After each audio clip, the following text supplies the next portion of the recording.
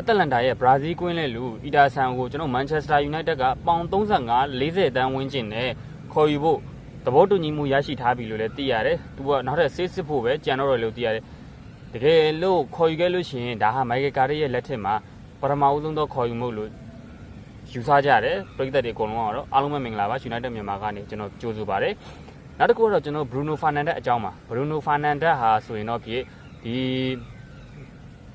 United CEO ကျွန်တော်တို့ CEO ကနေပြီးပြောထားတာပေါ့တကယ်လို့ Bruno Fernandes ကိုအသင်းမှာဆက်ရှိနေစဉ်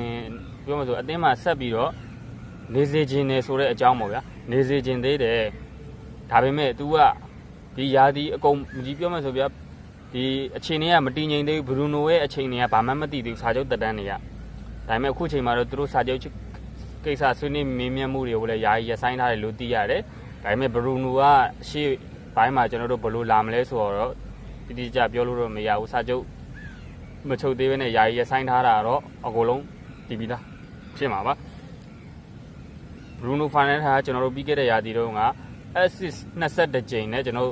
စံချိန်ယူခဲ့ပြီး United ရဲ့အကောင်းဆုံးကစားသမားတွေထဲမှာစည်ရင်းဝင်နေတာပဲဖြစ်ပါတယ်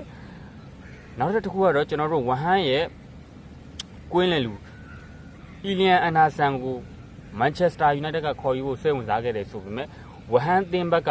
ပေါင်တန်း80ဝန်းကျင်လောက်ထိမြင်မာလိုက်တယ်လို့ကျွန်တော်တို့သိရတယ်ပေါင်တန်း80လောက်ဆိုတာက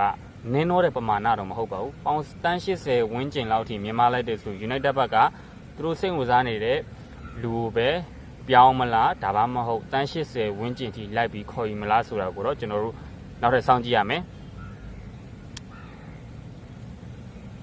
နောက်ထပ်သတင်းတစ်ခုကမန်ချက်စတာယူနိုက်တက်ရဲ့ဝိုင်းရင်ဂိုးသမားကြီးတွန်ဟန်တန်ဆိုရင်တော့ကျွန်တော်တို့မန်ချက်စတာယူနိုက်တက်နဲ့နောက်ထပ်တစ်နှစ်စာချုပ်တက်တန်းတိုးလိုက်ပြီလို့သိရတယ်။နောက်လာမယ့်ရာသီမှာလည်းတွန်ဟန်တန်မန်ချက်စတာယူနိုက်တက်မှာအတွေ့အကြုံရှိဂိုးသမားအဖြစ်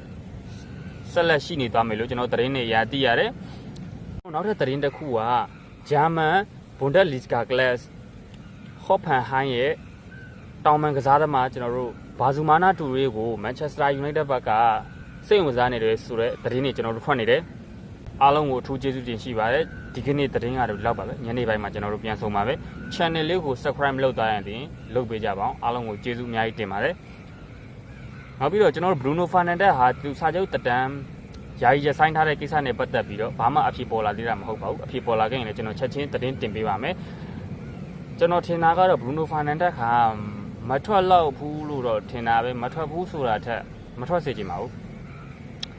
စာချုပ်တက်တန်းနောက်ထပ်တိုးတင်တယ်သူ့အနေနဲ့လည်း Manchester United နဲ့